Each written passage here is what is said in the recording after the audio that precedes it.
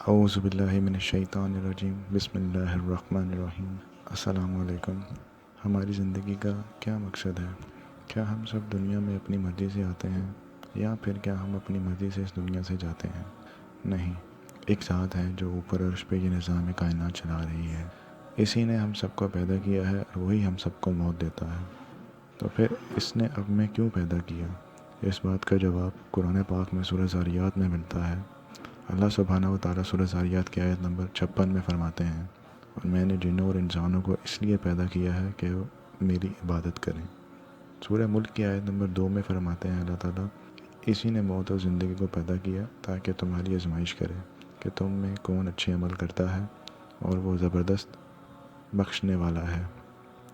اب میرا ایک سوال ہے کہ کیا ہمیں اپنا مقصد پیدائش یاد ہے؟